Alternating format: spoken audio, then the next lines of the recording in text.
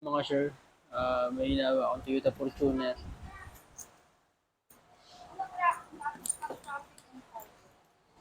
Sobrang dumi ng EGR niya. Lack of maintenance na mga sir. Ano, grabing dumi. Talagang carbon. Talagang literal na carbon. Sobrang kapal. Hanggang dun sa loob yan mga sir. Sobrang dumi. So, lilinisin ko to. Intake manifold, saka yung EGR niya. Grabe. Toyota Fortuner to. 2009 model. Ito mga sir, oh. Kita nyo. Grabe, sobrang kapal ng EGR. Yung carbon. Namuo na. Namuo na. Kaya sabi niya, wala na daw hatak. Yan oh, grabe. Kapal. Yan, yung intake manifold niya, sobrang kapal ng dumi. Talagang, ang kapal, so, namuo na yung carbon sa loob. So, ito kasi papalitan na rin ng valve cover gasket, kaya pinasabay ko na to. Gawa ng sabi niya, wala na daw hatak pag mga kapangat.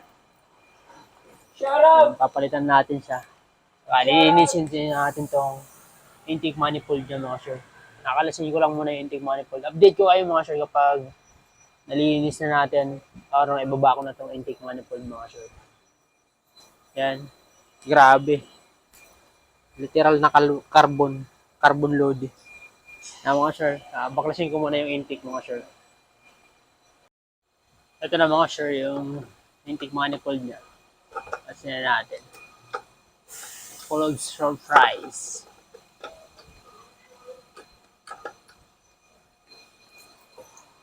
Ang galing ko lang.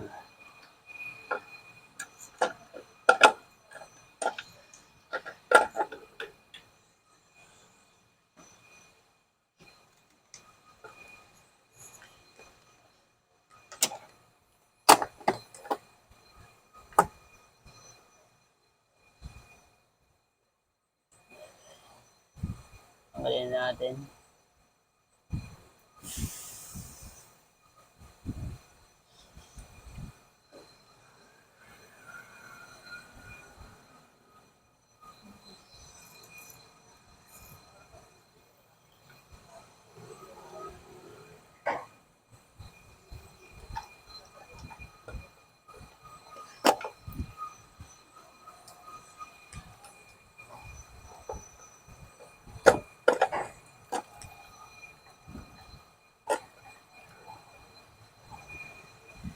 Mga sir.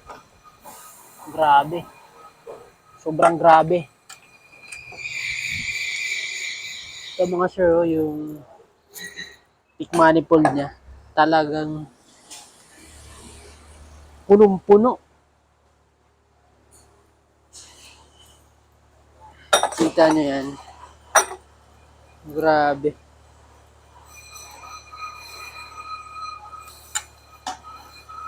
Yan mga sir, ang kapal niyan.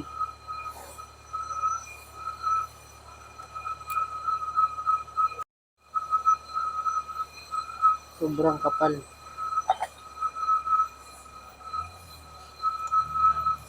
Grabe. Hindi talaga ito nagpapalinis ng EGR.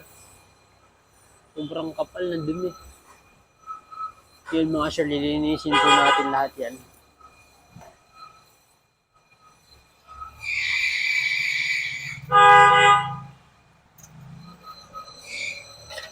Update po natin kayo mga sir mamaya kapag na linisin muna namin yung intake manifold sa EGR. Hindi mga sir, ito na po yung ano niya, yung intake manifold niya. Nalinis na natin siya. Yan. Sobrang kapal niyan. So, yan, para bago na ulit. Nalinis na natin siya mga sir, yung... So, ngayon, yakabit na natin siya. Ito pala yung intake manifold. Yung... Yung EGR niya mga sir, ito. Malinis na po yan lahat. Yan. So, ngayon, kabit na lang natin siya mga sir.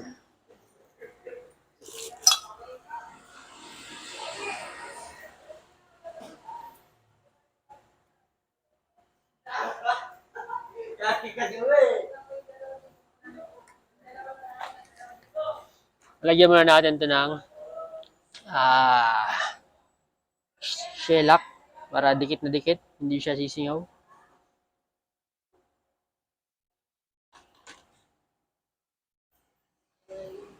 Para walang singaw mga sir. Talagang pit na pit siya. At siguradong walang ingay.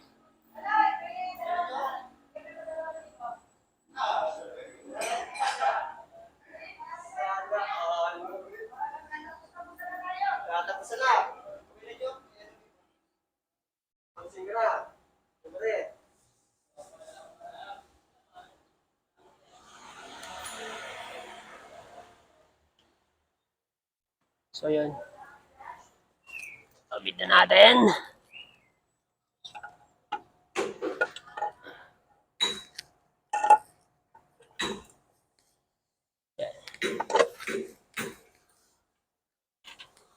Kabit na natin mga sure.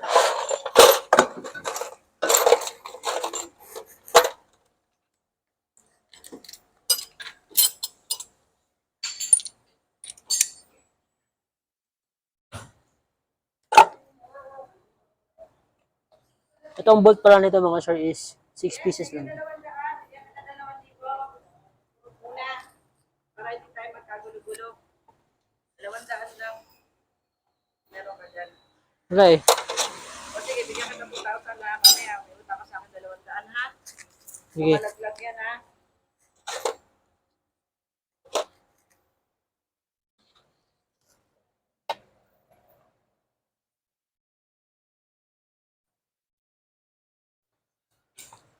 Bolt na intake manifold din to mga sir is 6 na peraso lang naman to.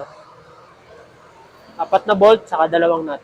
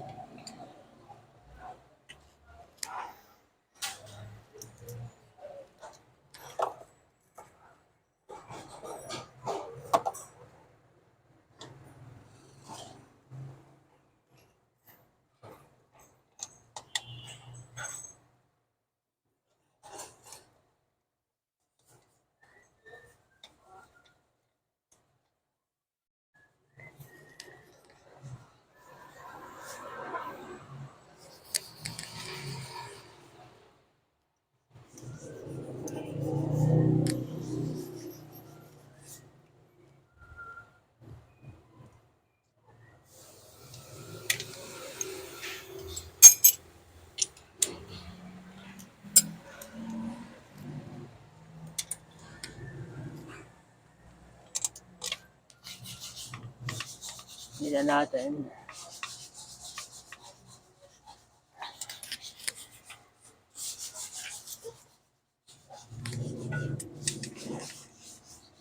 Kulang kasi sa maintenance mga sir yung may-ari nito.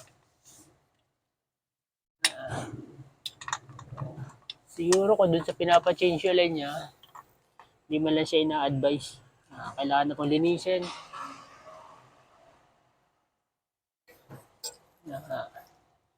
Sobrang kapal ng carbon deposit.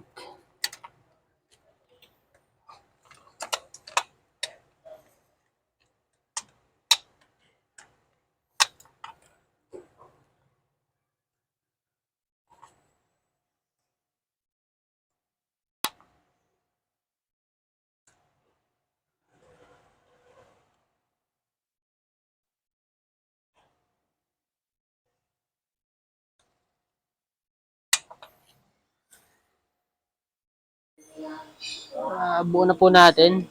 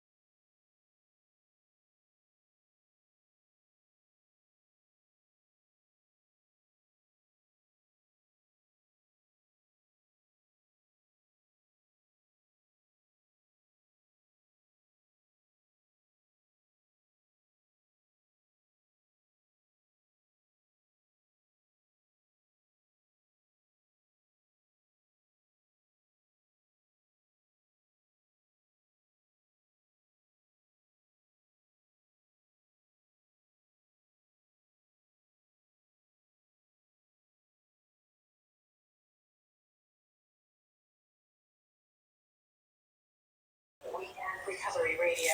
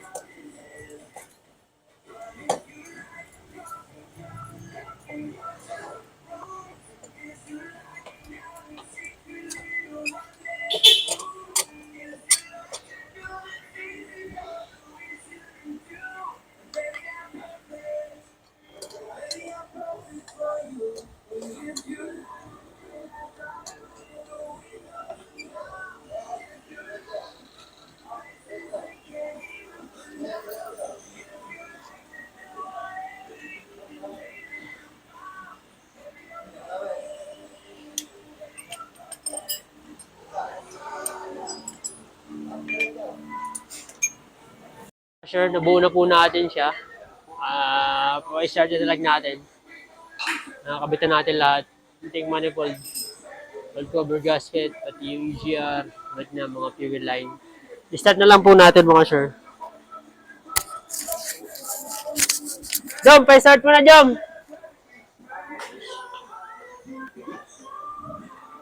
Baka madumi yung kamay mo.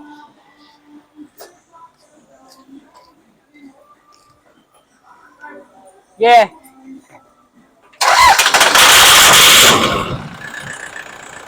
Yung mga sir, start na agad siya. Ganun talaga yung tunog nun sa unang start kasi nalinis lahat. Lalagapak talaga yun.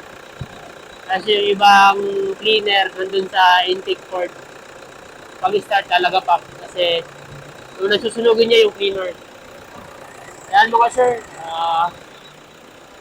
So dapat talaga nagpapalinis kayo lagi ng EGR sa intake manifold. Lalo pag mga diesel engine, probably 60,000 kilometers pwede nyo nalinisin yan pataas. Para naiiwasan yung low power saka sobrang dumi. Para hindi nasisira yung mga pyesa kapag nami-maintain ng linis.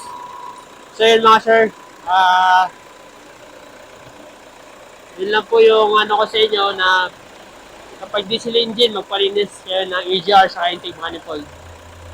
Every 60,000 kilometers pataas. Tapos sabay din na palit ng fuel filter mga sir. Yun, maraming salamat po sa patuloy na nagsusuporta sa ating video. Sa mga subscriber at sa mga followers natin na laging nanonood ng video. Sana makatulong po sa inyo mga sir, mga ma'am. Maraming salamat po. God bless. Thank you.